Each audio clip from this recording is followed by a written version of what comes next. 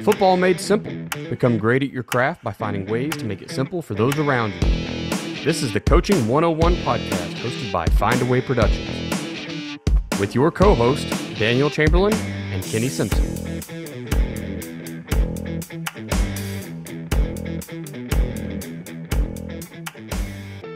What's up, coaches? This is the Coaching 101 podcast. I am Daniel Chamberlain. That is Kenny Simpson. Coach, just you and I again.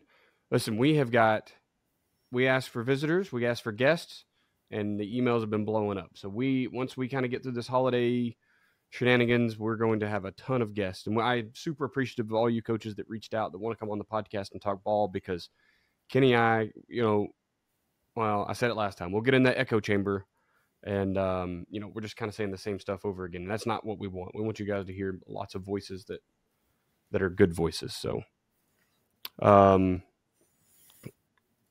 yeah. Christmas break, right? Kenny, y'all are on break over there? Yep. Yesterday's our last day of school. So we are out for 2 weeks and, we got family coming in here. My son decided to play basketball at the last second. So that means you don't get a break, because apparently those guys just think that Christmas is not really a holiday. Basketball coaches might be listening to this. Sorry, guys, that sucks. That's why I got out of coaching basketball. Yeah. And now my kid's playing, so we're going to hang around town. I think in-laws are coming in for Christmas. My parents are in town as well, so that's better. I think everybody would prefer to do Christmas at home, so we'll take that any day of the week. But excited about it. For us, our season went so long. This is the first time we really hadn't started our off season before Christmas. We usually would try to get a week or two in just to kind of get a routine going. But we basically done playing football 1 week to meet with kids, collect equipment, whatever, and then we were in finals. So it was like, well, I guess we come back in January and we'll get started. And then I was talking to my wife, our schedule, I travel a bunch. You guys hear me all the time on this podcast. So we come back. I'll be there for the first week. We have a football banquet that Sunday. And then the next weekend, we're going to Charlotte for a gun tea clinic, and then AFCA, and then the coaches cruise. So it's going to be a busy, busy winter. And then I've got Phoenix, and then our national clinic, and then San Antonio. It's like boom, boom, boom. So try to use these 2 weeks for me to kind of get prepared for all of that stuff. That is the scheduling. You don't think about it, like how much it all just butts up to each other, right? Until all of a sudden it's January. AFCA, unfortunately, I don't get to make this year just because of National Guard time. I've kind of taken a bigger responsibility in the Guard than I had last year, and so I've got to be there. But when the clinics, like going to Boston, I really actually want to try to come to Milwaukee too. I was talking to a good friend of mine who I haven't spoke to in years. He hit me up today because he saw us on Facebook. He was like, "Holy crap, you're in football?" And I was like, "Well, kind of. Like I talk a lot." But he's a football coach, so I think his team is coming to Milwaukee. So I may try to sneak a flight up there as well. But yeah, so just as you start looking at the schedule, like, man, these things all just it's quick. But we're excited. I know Jamie and I get to take her with me for most of them. The one she decides to go to. If not her, I'm taking one of my sons or my daughter. So it's always a good time there with family. But really, it's a chance to connect with coaches. And I think that's one of the coolest part about clinic season is everybody's done.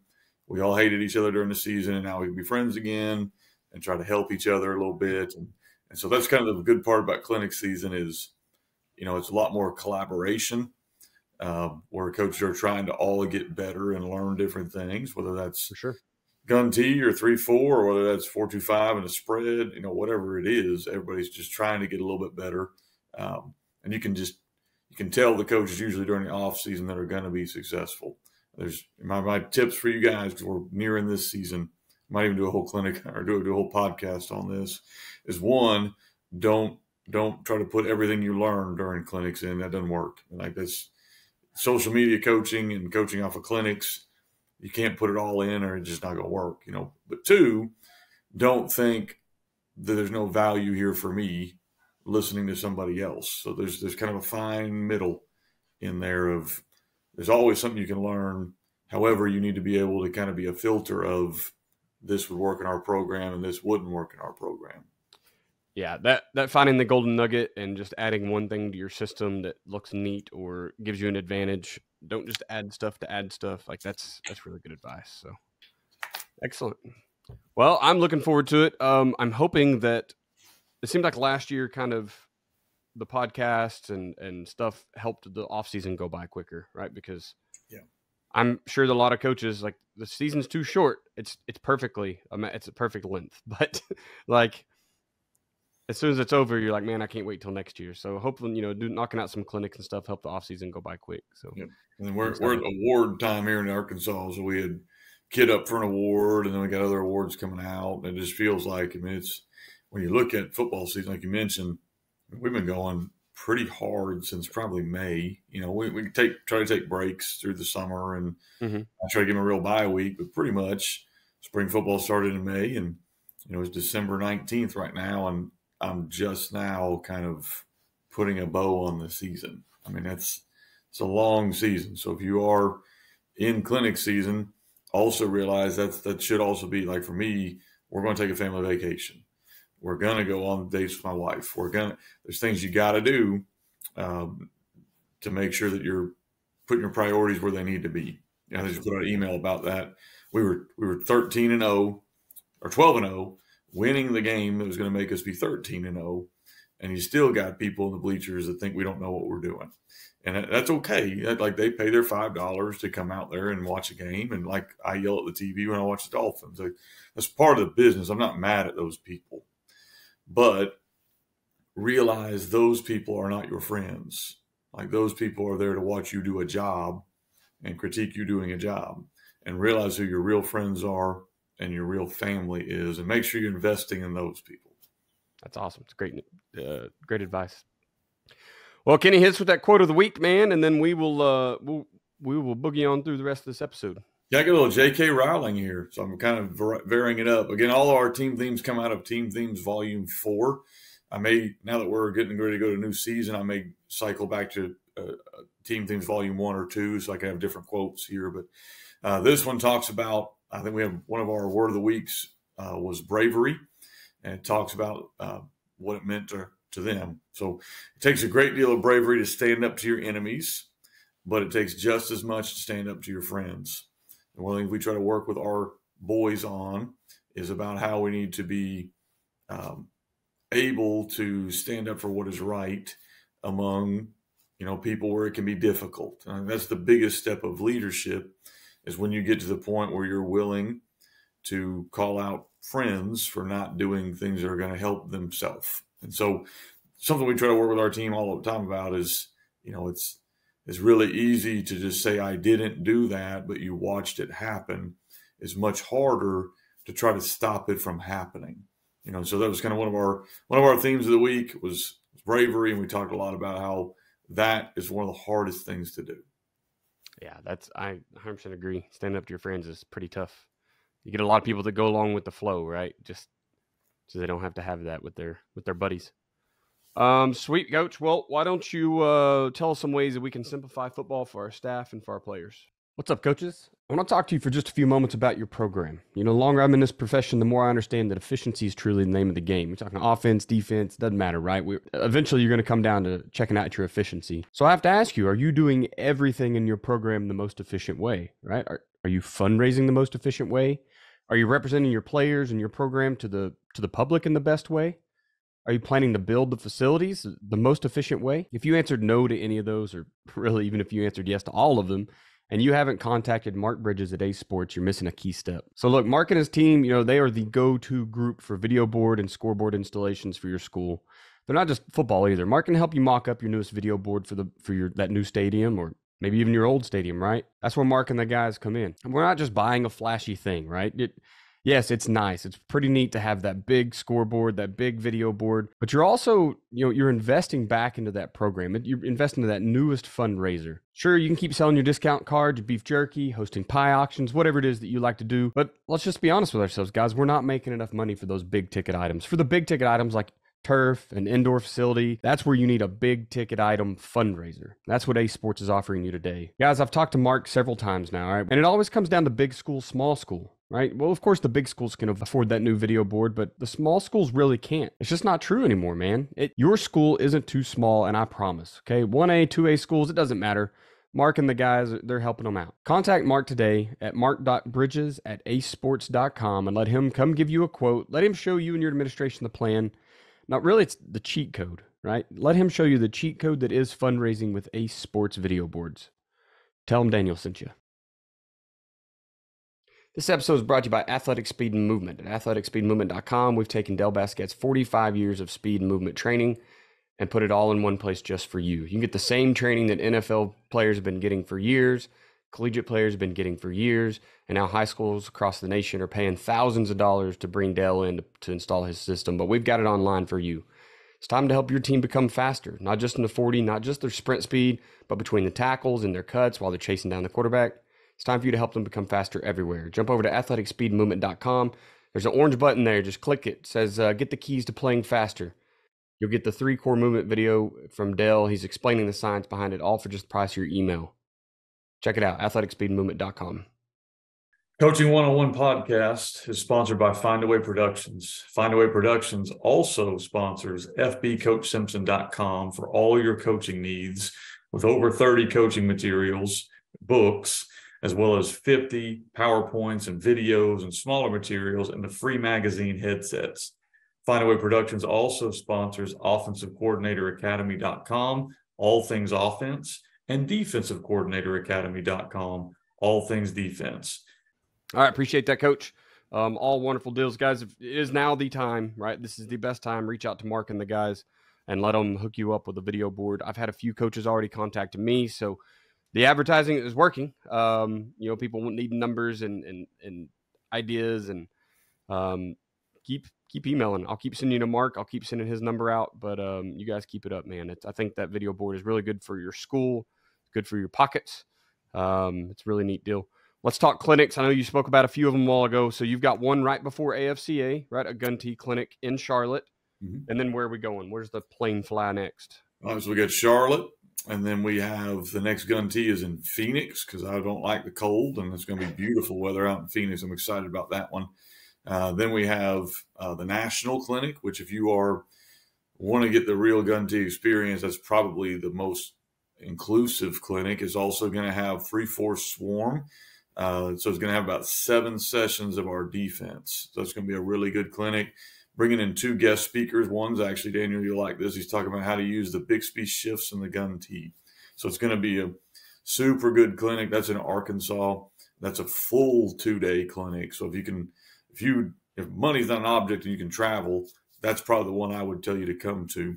We're actually going to do some 3-4 stuff on the field at that one. So that's the National Clinic. And the next week I'm going out near San Antonio. Going to take a gun tee takes on Texas. And we're bringing in a slot tee guru. Really excited to hear him do a couple sessions on the slot tee. So you're going to have some slot tee and some gun tee at that one. Going to be a fun clinic. Going to Alabama, Oxford, Alabama to do a clinic. After that, going to go to Ohio. We had to move our location, so it was basically from one part of Columbus to a different part near Columbus. But going to be at Marion, Ohio, near Elgin High School, which is outside of Columbus. Those are always good clinics too. A lot of guys up there run a lot of wing tee, gun tee type stuff. Then I think I've got a little bit of a break. Then Seattle, Washington. Then in April we got Boston. Daniel will be at that one, as well as Chris Haddad will be at that one as well. And then we've also got Milwaukee, kind of concluding things in Milwaukee like we did last year. Last year that one had 120, 130 coaches came to that one, so it's a pretty good sized clinic. Awesome. Well, I'm excited about them. I'm going to try to hit as many as possible. For sure, Boston. Got to add Milwaukee to the list. And then, you can't skip the National Clinic when it's a 5-hour drive from the house. So I probably will end up there as well. Just depending on what the guard tells me I get to do this year. Right. Talk real quick about the 6.0 book came out this year. So the series is continuing to grow. Is there 7.0 coming out, or does 6.0 cover it for the year?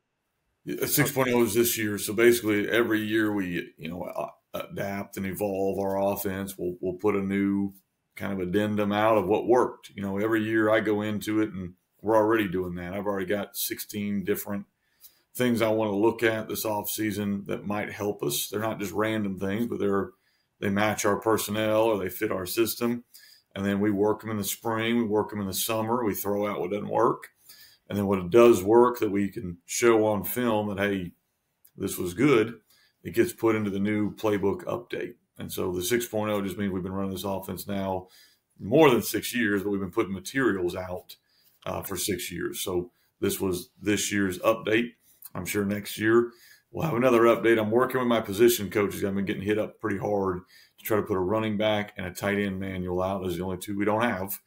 And we're also putting out more 3-4 swarm stuff. So I've got my defensive coordinator kind of working in that world. We have 4 books in that, and we're working to put more books out in that as well. So that's kind of how books come out. That's just coaches trying to keep you from going 13-0 next year, right? They're like, hey, yeah, put out some more material.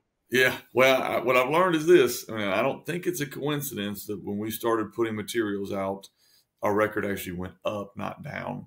Because I think when you start doing things, and I would encourage all you head coaches, if you've got assistants on your staff, don't have to be books, but when you start getting in front of other coaches and talking or presenting, you better know what you're doing or they're going to see right through you. So I think it's really great for my coaches to all have to do a clinic in front of a bunch of coaches at the Gun T deal.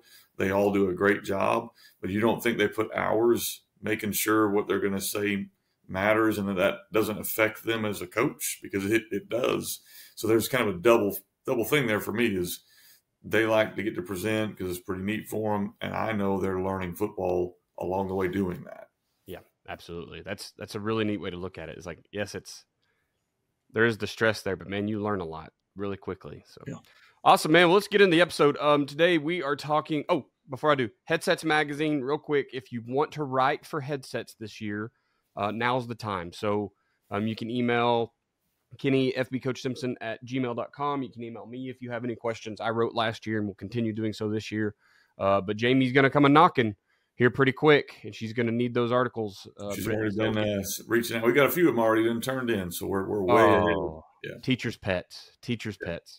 I guess I better start writing mine then. I feel like I'm slacking. But it is the time. It is a really neat experience. If you're just looking for a way to grow in football, Kenny just said it. It gets you where it's going to get published, right? It's going to be out there. So you better, you kind of have to know what you're talking about. People are going to critique it, but have thick skin. Get it out there. And then put it on your resume. It looks great. People interested in guys that are authors of football. So yeah, I think through the last 3 or 4 years we've been doing it, it's well over 100,000 downloads. So if you put it out there, it's going to be seen. The really cool part about Headsets is I can see where it's going, and it's seen in every continent other than Antarctica, which I don't even know if that's real or not. But every other continent where people live downloads it. So it's being read in Australia and in China and in places in Africa I didn't even know had football, and so It's a chance for people to learn the game globally. Awesome. So yeah, your reach is forever once you start posting there. So if you want to get in, if you don't want to, just you can go to fbcoachsimpson.com/headsets and you can find all the magazines there. And like I said, they'll come out. We're doing them every month for the first 6 months of 2025, right? So it'll be 6 different volumes there. All right, let's get to it. Coach, we're talking multi-sport athletes today, so I know this is the time that just about everyone's football season is done. I would imagine they are all complete by now. And your kids are starting to go other places. Wrestling, basketball, like you just mentioned, basketball gets started really quick. Baseball's just around the corner, it seems like, track and field. And so, look, I interviewed on Tuesday for a job, and that was one of their questions is, what is your philosophy on multi-sport athletes? Because unfortunately, well, I don't know if it's unfortunately. My philosophy is send kids to every stinking coach they can get in front of and hear someone else saying the message, right? You don't want to be in my room forever hearing me say the same stuff, because it just becomes, the not Woodstock, who's the teacher, and the on Charlie Brown, right? People quit listening. So I think it's wonderful to get kids out in front of other coaches, other leaders, and pick up other perspectives, because we don't all have the complete package. So I do know there's coaches that don't think that way. There's coaches that just want to keep a kid under their tutelage, their weight room, their sport, their off season all year long. And I say unfortunately because I don't see ball that way, but I guess that's a way. So that's really the question, Coach, is what is your philosophy? And kind of walk us through, multi-sport athletes there at Southside or wherever. Oh yeah. I mean, you got to be honest. I mean, if it's just for football and it's just for your program, you having them all year is the best thing. There's not a question there. Like, yeah, me having them in the weight room and working with speed and working with acquiring the skills for football, having a kid for one sport all year long, they're going to be better at football. That's not really up for debate. Like going to another sport is not going to make them better at football. It didn't work that way. That doesn't mean I agree with that. Like I don't agree with that philosophy, but you have to acknowledge that. Like our kids, and we have several of them that choose just to do football, are going to be stronger, probably a little bit quicker than our other athletes because they're with us all year and we feel we do a really good job with our off-season program. So there's value in that and there's nothing wrong with that. But I'm like Daniel. I think that kids need to be kids and they need to experience other things. And you need to not be selfish with your athletes if you're at a place where it's reciprocated. That's another conversation, which we can have on the next question here. But if it's reciprocated, where we're both going to work with each other, and I'm in a place where that's very much in play and that's what we do, then I want them going to do other sports. Like I feel like there's a lot of benefits for them doing other sports. And I feel like we're not college coaches. And even if we weren't, this is not a job. This is not life and death. We want these kids to experience the high school experience. And I think that's whatever their interest might be. That being said, again, you do have to acknowledge that if you're not a really good athlete, that it's going to be difficult for you to play multiple sports in today's day and age. It just is what it is. I've had 3 children, one little girl who's now not a little girl anymore, who came through and was a 3-sport athlete. Did that possibly hurt her from playing as much as she would have liked to in every sport? Yes. Would I trade it? No. And so it's one of those dudes you got to acknowledge. And I've got a son now he's now been all-state in 3 different sports. He's not going to be all-state in basketball, so I think 3 is probably our limit. But he's playing a 4th sport now. Could he have maybe developed more in one sport or the other if he had? But maybe, but he's still all-state, so he'd be pretty good. So I'm going to talk about the benefits of playing multiple sports. Usually for me, if we're honest about football, we are the sport that pushes multi-sports more than anything else because our sport requires the least amount of skill, but the most amount of athletic ability. And so somebody's listening to this going, what did he just say? Follow me along a little bit here. Like you can be a great athlete and suck at basketball. You can be a great athlete and suck at baseball. It's very easy to be that. I've seen a lot of them, but usually if you're a great athlete, there's 22 spots on football. We're probably going to find one spot you're pretty good at, because we have the ability in our sport to take a good athlete or a good physical specimen and figure out a place to play them, where basketball, baseball, and I'm sure there are other sports, put soccer, whatever in there, require a lot more skill, like shooting a ball, throwing a curveball, hitting a curveball. There's a difference, I think, in athleticism and skill. I think there's a big difference in those two things. Our sport doesn't require as much skill, so it's easier for us to promote multiple sports. Basketball coaches come across as very selfish because their sport, and baseball does too, because their sport does require more skill, which requires more time.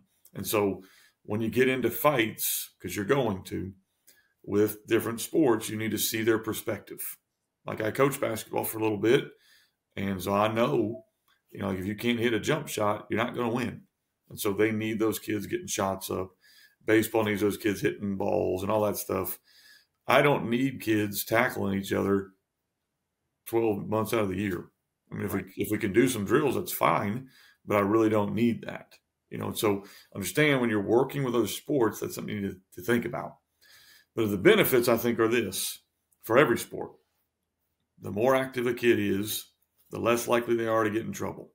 The higher their grades are going to be, because now, like Daniel said, you got multiple people preaching the same message. Keep your grades up, show up to school, don't do bad things outside of school. You know, those kids who are one sport athletes are at a much higher risk of lower grades, getting in trouble because there's not a lot to do than a kid who is super active. So I think everybody would agree with that, hopefully. Okay. Usually your best athletes are the ones who are going to do multiple sports. So you better have a plan for it. Like, you may have a couple of average athletes try to do multiple sports, but eventually they kind of figure out, I'm never going to play in either sport if I do this. So on their own, they decide to focus on one or the other, or maybe go from 3 sports to 2 sports, whatever that is. Right. Usually the kids you're talking about that you're frustrated with are the best athletes. Like, that's who, nobody's fighting about the 4-string tackle and the bench warmer at guard. No one's fighting about that guy. You're fighting about this guy could be an all-state corner and he's an all-state point guard. So those are the kids who generally are going to gravitate to playing multiple sports because every coach is going to fight over them. So you need to have kind of a plan for how are we going to work with this kid. And I think we're going to talk a little bit about that stuff, but there needs to be a plan of willingness to give from both sports. You know, our basketball coach this year, all 5 starters, football players, he got them December the 6th or 7th. I can't remember what day it was. They played the next, like, they had 1 day of practice, played the next day. So, like a good basketball coach, he didn't start them because they hadn't been there. You start the kids who have been there all year. It took a minute 30. A minute 30, and he went 1, 2, 3, 4, 5, go. Because those are his best players. You know, it's just kind of how it is. He's working with us. And I tell my son this because he's playing basketball. Well, Dad, we're having like a 4-hour practice. I go, well, no crap. Like, you weren't there for 4 months. Of course you are. He's trying to get you guys caught up so you can run more than one play. Like, I mean, so you got to understand that guy. We got to be willing to work with him. And then on the flip side of it, he's going to be willing to work with me because we're not going to have our kids go 3 months without touching a weight. It's not going to happen. You know, so there's got to be some give and take right there. And that may be you giving more than you want to give and feeling he's taking more than he's wanting to take. And I'm not saying that in this situation. I'm saying that for guys that are in this situation. Okay. I think it's a great way to recruit other sports. If I have football kids or a young football coach who also coaches basketball, my accessibility to those kids to get them to play football is dramatically higher. If all our kids play one sport and we're not intermingling, I'm not going to be able to recruit a basketball kid to come play football. Because I don't know if you figured this out yet, but your best recruiters are your players. Like, if you're good at as a coach, and they like playing for you and you're having some success, I never recruit inside or outside of the school. I don't have to do that. Our kids do that. Our kids go out and they say, we're having a good time, we're successful, we like our staff, we like our team, and they recruit other sports to come play. And so you need them playing to do that. The last thing I put on here is you have to find a way to lift during, and I put in all caps on this, both seasons. That should go, you should have been lifting during football season. But I've been around before where, well, we're in the big run in the conference, so we're not going to lift this week. And then you ask basketball coaches to lift on a game day. Right. That's not going to go over very well. Did you lift on game day? Did you lift on the day before a game? Did you lift during the season? And if you can't say yes to those questions, why would a basketball coach think he needs to say yes? Basketball is not off-season football. It's its own sport. You know, and so you're going to not get very far in that conversation if you weren't lifting and developing your kids during the season, which was really hard for us this year with a 15-week season. There were times that I was like, man, I don't know if we can get a lift in because we're banged up. This is week 14. You know, we're trying to keep these kids fresh. But then that came into my mind of, Well, all of them are going to be playing basketball, and I'm going to ask him to lift them. Yeah. So we better be doing something so that I can, at least say that we're both in this together. That's a really good point you brought up. And there's so much science now, by the way. If you guys are listening, you're like, I would never lift on game day or during the season. So much science now that says do it, right? You talk about loading the central nervous system, like priming it before a game. You're supposed to, like, science nowadays says you should be getting a lift in 3 hours before your football game. Can you imagine that? So if that is a problem at your school and it's because you're not willing to lift weights in season, just please go read and educate yourself, because it's lift your kids. Lift them as often as you can. I get it. I completely understand, Kenny, like you just said. It's week 14. We're banged up. Do we need that lift? The answer is yes. You need to run speed, right? You got to train speed all the time, and you got to lift. You honestly just kind of opened my mind to just to thoughts that when you get into this yes and no multi-sport players, I guess everyone knows that you're going to be the best if you just stay at football, if you stay in off-season football, because we're going to run the right drills, we're going to lift, we're going to practice speed, all the things that that we need to train for. Kind of puts us in our next question. Like, if I am going to send them out to other sports, which sports should I be kind of pushing my guys to? And whether we understand that there's starters are going to go play whatever they want, right? Our good kid, like you said, your best 5 skill kids in basketball, in football, are probably going to go play basketball. They're probably going to go run track. They're probably going to, go play some baseball. But if I'm telling kids, get out of here, go listen to someone else rant and rave about being a good kid, where do I send them? Which one gives us the best benefit, the best return on investment, I guess? Yeah, I mean, I think the first question you got to ask is, which coach is going to work with me? Like, I think that's probably the first question you got to ask is, because here's the deal, and I know football, basketball have had not a kind of a love-hate relationship at times, and but we're blessed to have a really good one here, like that. He's fine in the weight room and he loves it, and so it makes it really easy to do that. And then our wrestling coach is on my staff, and here the sport we have the hardest time with, and it's not because of the coach. The coach does a great job, but we have a lot of kids that only do this sport, and it's just, I guess, Arkansas, I think, is baseball. A lot of kids, that's all they do. And so our football guys that do baseball, which I'm glad we have them. My brother, who's on my staff, coaches both. So we want them doing both.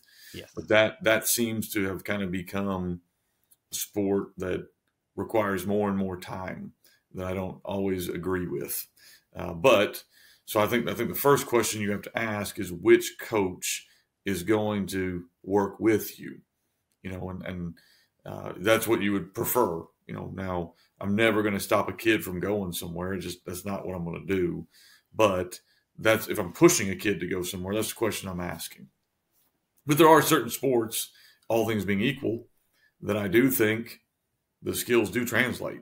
I mean, I think if you've got kids doing wrestling, man, that's going to help them a ton in football. I think there's some things you got to think about in that. Like, we don't want kids losing weight, and that can be a draw. But with wrestling, where you got to kind of have that conversation of, we don't need, our 180-pound running back dropping to 140 to wrestle, but if we can keep them healthily, in that world, then wrestling would be a great sport to put them in if you have that option.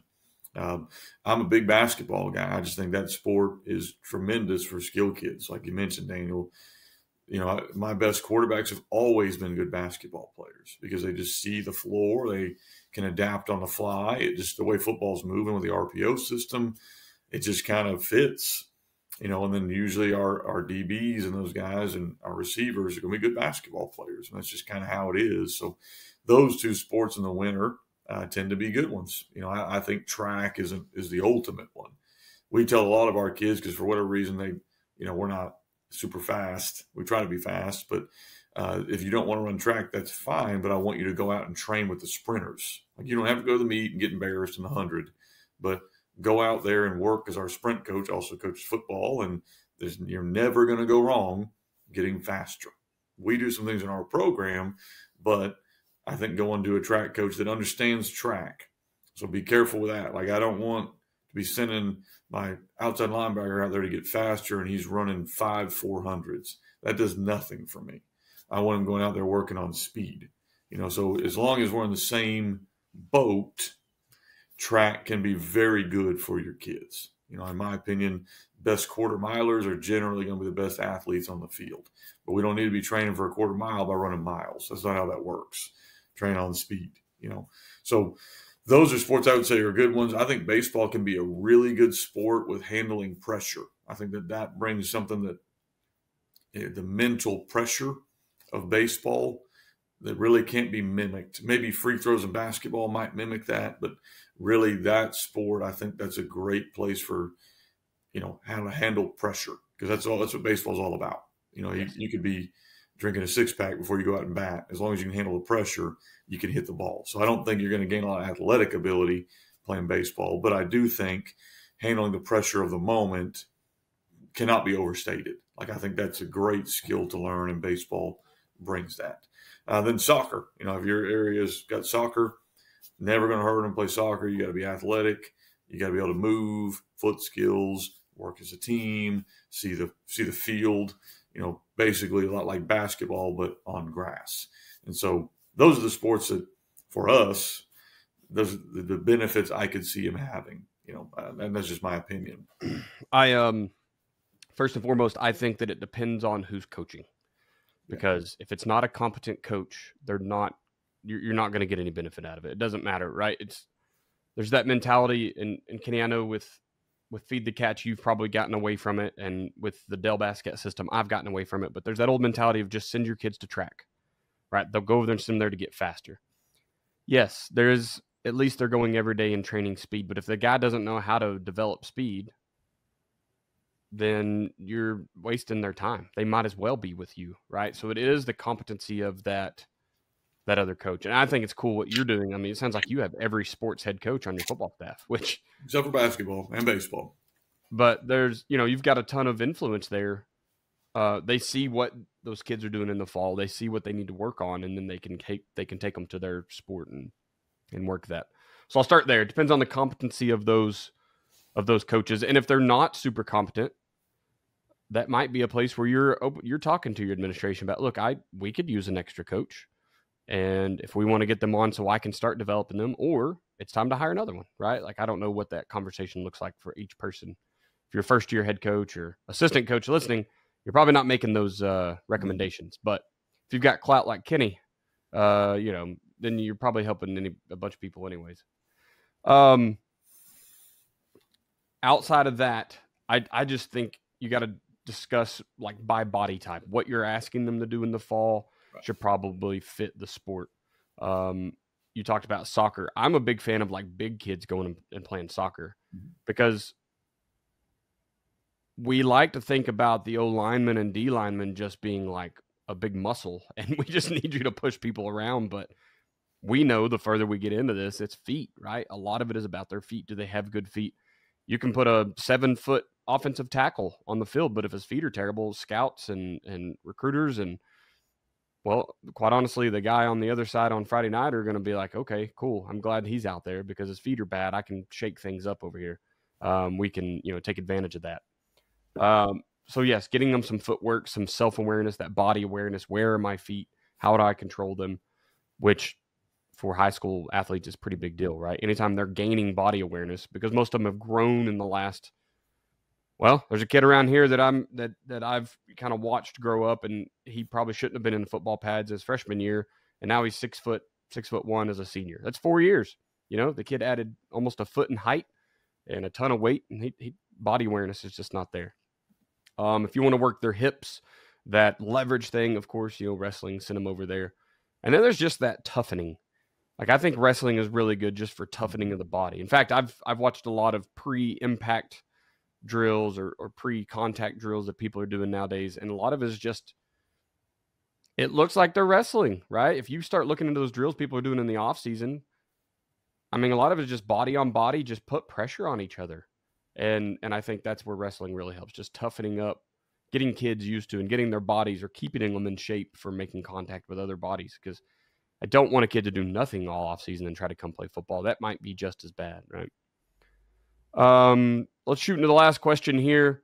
And we've kind of bumped into this a few times already, but when you talk about working with other coaches, and the first question is, should you do it at all? But if the answer is yes, then how do you work with those coaches to ensure what you're wanting is being accomplished just as much as what they're wanting? So you brought up basketball lifting in season. How do we have that conversation? And should we have influence in those other programs? I think when you're sharing athletes, it needs to be about we. And I think the biggest issues I've seen in the past, and I probably have contributed to in the past, has been when we say my athlete or his athlete or their athlete, and as opposed to our athlete. And so those are tough conversations, and everyone's administration plays a big role in this. So like the school asking you that question, I would have flipped the question right back on them and asked them, how are they going to handle when I want a kid to lift weights and the basketball coach does not? You need to know those things before you walk into a job, because if those conversations are not had on the front end, a lot of times admin will kind of take a hands-off approach and just let y'all figure it out. And then when push comes to shove and they got to make a decision, you don't really know where they're going to go. Right. So that's stuff that I can't answer for guys that are listening, because I don't know where your administration is. And I know there's been times that mine and I have not seen eye to eye on some stuff. So I think you got to be wary of that. I think the second thing you got to think about is a lot of times it's, we want to share, but I want you to share with me more than I want to share with you. So I think there's got to be some give and take. So in basketball, I'll give you, this is what's going on right now with us. So we've got 5 kids starting on the basketball team that are football kids. Well, 2 of them are seniors, so if they want to lift, they can lift, but they're basically done with my program, and I'll give them opportunities, but they basically have graduated from my program. So not worried about them, but I've got about 4 other ones, maybe 5, that are in the basketball program that also play football, that will play football next year, or at least we hope they will. So the conversations that I'm about to go have with the basketball coach are, hey, I want to lift these kids. We think the minimum they need to get is 2 to 3 during the season. And I'm willing to meet them outside of school. I can meet them before school if that's what they want to do. I can meet them after school if that's what they want to do. If they need to lift 1 week on a Monday, Thursday, Friday, and the next week on a Tuesday, Wednesday, Saturday, we can figure out a way to make that work. Yeah. But I want to make sure you're aware this is what I'm wanting to do with these kids. And this is, kind of what we think they need to do at minimum. And then the kids, let's get a plan together of how this is going to look and what this is going to be. So we're not lifting weights behind the coach's back, and we're not taking up his time. We're not saying, you're going to be here during the period and making all those other kids wait, and we're also going to lift the lift we think is needed, not whatever lift basketball has come up with. And so those are conversations that just need to be had. Most of the time there can be an agreement there that might not be exactly like you want and might not be exactly like he wants, the other coach wants, but we can find common ground in some places to at least get something done. Something is better than nothing. And a lot of times we just cut our nose off to spite our face if the agreement isn't exactly what we wanted. And so I think that's the mindset you got to go in there with and play the long game. All right, this is what we're doing this year. Next year, let's try to do a little more and a little more and a little more. Because let's be honest, if those kids don't lift a weight during basketball season, 3 of them are still going to start for me. It doesn't matter. Like, they're going to start because they're 3 of our best players. So how much can I get that's going to make them a little bit better for me and for basketball? And that needs to be where the landing point is. Whether if that's, well, coach, we can't do 3 days a week, 2 days a week. Okay, that's better than 3, or that's better than 0. So there needs to be some agreement there, and work with other coaches. You got to be able to meet them outside of school hours to make it happen a lot of the time, because he's not going to want to give up his time. So you're going to figure out before school, after school, how's that look? I think you also have to continue the relationship with those kids. Like, there needs to be, it can't just be lift and go meet Coach X in the weight room. There needs to be a continued relationship with you, with those kids. I'm showing up there. Of course, it's easy. My son's playing, but even when he didn't play, I'm showing up and watching the games. I'm finding them in the hallway. I'm, trying to make sure that we are continuing a little bit of a relationship. I know they're in basketball season, so I don't want to overwhelm them, but that, hey, I'm still here, and man, good luck. You did good in basketball. Go focus on basketball. When it's over, we'll get you going back in football, and we'll move from there, or whatever other sport it might be. Right. I think that comes back to, and I'm not going to just promote those team themes book, but that kind of comes back to that is, have you set a culture where the kids know that you care about them more than just your own sport? Like those two kids, that they don't have to lift because they're seniors. It doesn't mean I'm not going to continue to have a relationship with them. Like those guys, we want to continue to influence them in the best way we can. And so are you doing things in your program like team themes or service projects or name it? Are you doing things in your program where it impacted the kids more than just, we had fun on Friday nights and now it's over? And that's when you kind of find that out, is after they graduate and when they move on to another sport, are they still wanting to continue a relationship? Are you still wanting to continue a relationship there? And then we try to reward the kids that do multiple sports. So like a lot of times they kind of feel ostracized because they miss out on what you're doing in the off-season program. It's like if you do something really fun in the off-season program, which we try to do. I think this year we're going to do a Madden's rating for our kids, which is going to be kind of fun. I like speed, strength, because different formulas we're using for it. And then player awareness is basically showing up to school. Okay. And then we're doing player IQ. That's just their GPA, but it's going to have a Madden scale, which is going to be kind of fun. But if you're playing basketball, guess what? You're not involved in. You're not in that.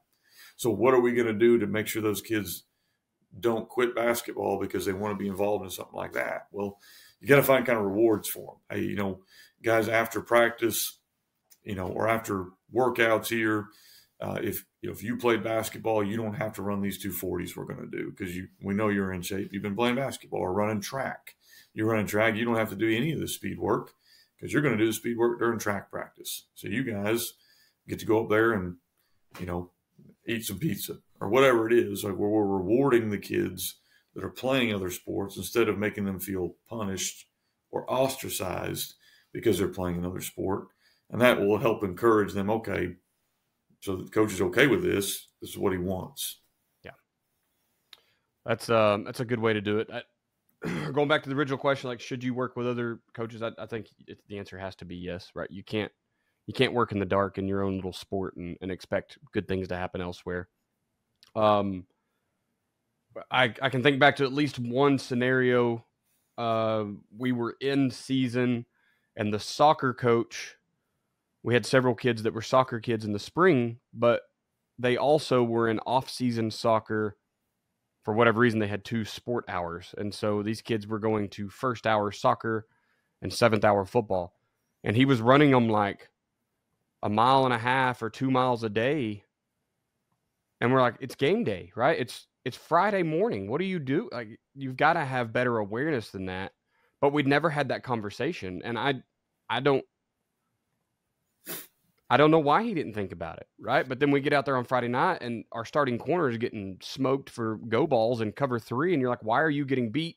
1, because Coach Chamberlain was the DB's coach and was probably terrible at it. But 2, well, heck, coach, he just ran 2.5 miles this morning or 2 miles or whatever in soccer practice because it was distance day. And so we had to have that conversation. It was probably a little bit too late.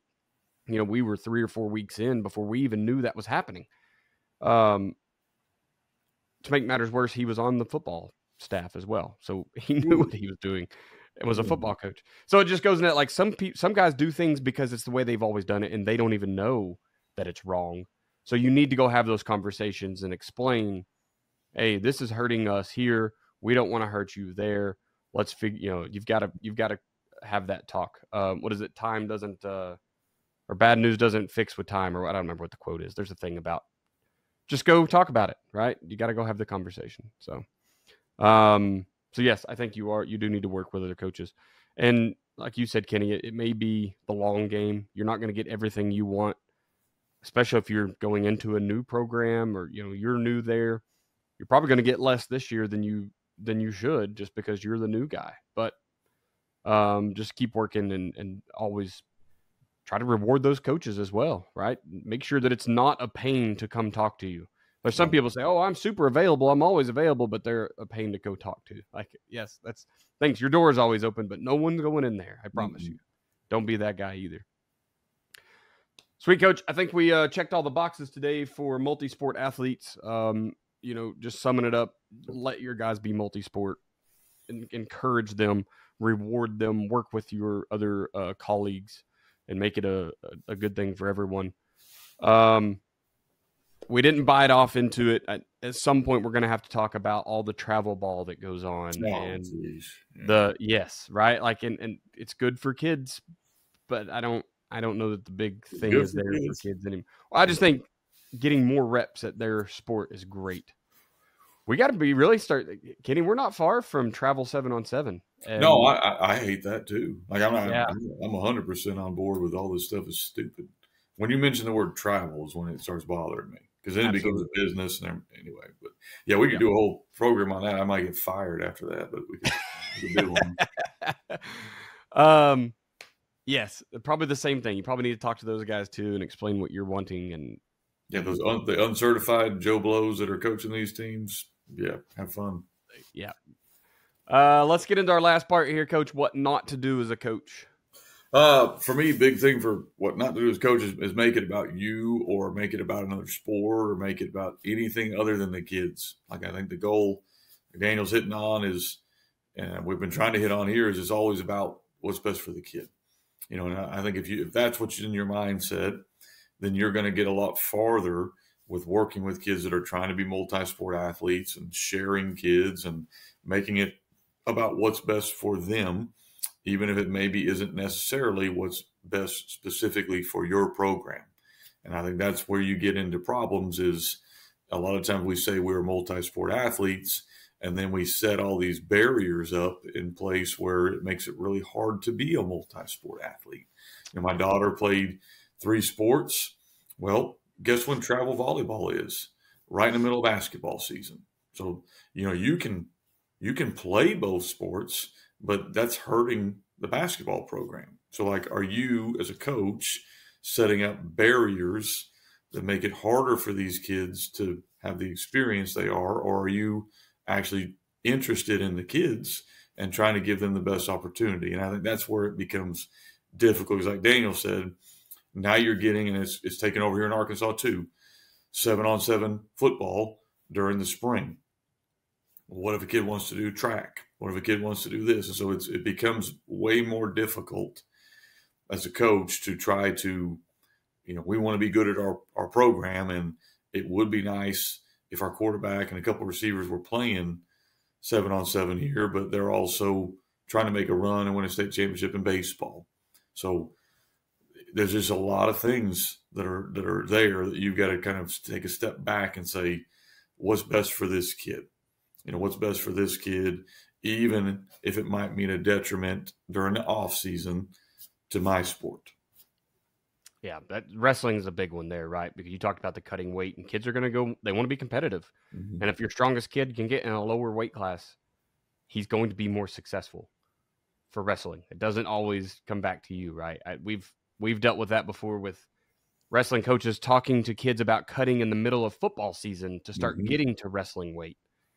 I think that's probably crossing the line, but I get it also, right? I'm also want to talk to them. You said it. I want you lifting all off season so that you're better for football in the fall. So that it's just, you got to have the conversation. And I love what you said. It is about the kids. It's not you or your sport. Right. Sweet, Coach. Let's sell some things and get out of here. Team Themes Volume 4. You heard the quote of the week. Every single episode this season has had a quote of the week out of that book. So if that's what you're needing, all the rest of them are great too. They don't quit being good just because it's going to be 2025. So grab one and start thinking about those weeks now when you can get it all set up, and that way it's not a headache in the fall. The 6.0 for the Gun T workbook or the Gun T books, jump in there. Is all that complete question for me? Is all that stuff on the website as well? So if I go sign up for the Gun T program, am I getting all the data that's in those books, or are they separate? Yeah, like if you're a system owner. So I get a lot of these questions about, like, Coach, I want to be in the Gun T. There's a lot of things out there, and we try to make it easy. So I'll give this real quick spiel here if you're still listening. So the Gun T system basically is everything. So guys that want to learn the gun tee and you want to do it for free, go to YouTube. We got free stuff out there. Go to YouTube. We got free PowerPoints on the website. You go to fbcoachsimpson.com. I always try to rotate some free PowerPoints in there. So if you want to go free, go that way. Then you have the books, like Daniel mentioned, where I can buy one book, or I can buy a set of books, or I can buy one course, or I can buy one PowerPoint. If you get into the system, you get all the books, all the PowerPoints, about 80 hours worth of content covering how to actually do it. And then you also get like our film vault. So we have a film vault, which is 5 years worth of us running the gun tee. It's just the game. Like, I'm not going in there and just picking out the good plays. You get to go in there and watch when, oh, that was awful. What were you thinking there? And so you get all of it so you can see, the good, the bad, and the ugly with what we've had to do. So all of that is included. That's called the system. If you're interested in doing that, reach out to me. We can obviously take school purchase orders on that. If you're a coach coming out of pocket on that, let me know, and we'll do the best we can to kind of work with you to make that attainable. Awesome. Love it. FBCoachSimpson.com is where you're going to find all of that stuff. Go find the clinic dates we talked about earlier, the team themes, there's so many things there that you can pick and choose from free stuff to, whatever your budget is, you can get into the gun tee. I am on Twitter at Coach Chambo OK. You can find me at chamberlainfootballconsulting@gmail.com. Email me, ask questions, whatever. If you want to be a guest on the show, if you have questions about headsets, I can help you there. I've kind of done all those things now, so it's been a lot of fun. The YouTube is slowly growing. I just started the Back to the Basics series, which has been fun because I say, hey, wife, what's something you don't know about football? And then I go sit down and make a video about it because I understand there's kids out there that want to be coaches that don't have that information, right? There's coaches out there that are coaching that don't have that information. So I'm just trying to fill a void that I see in the coaching realm, which is everyone's afraid to post the basics because it seems like people want to be the smartest guy on YouTube, you know what I mean, and post the new coolest thing. So we're just going to start with the basics and then go from there. Kenny is at FB Coach Simpson everywhere, right? Twitter, Facebook groups. You can find the gun tee. What is it? Shotgun Wing Tee group. Is that what the main one is there? And then, of course, email fbcoachsimpson@gmail.com. Podcast is at Coaching 101 Pod on Twitter /X. We post some stuff there from time to time. We want to thank you for being a listener to the Coaching 101 podcast. We'll hope you join us next week as we continue to make the complex more simple. Please consider subscribing to the show so you'll always know when new episodes are out. We'll leave you with this. It's hard to beat someone who never gives up. No matter the situation, find a way.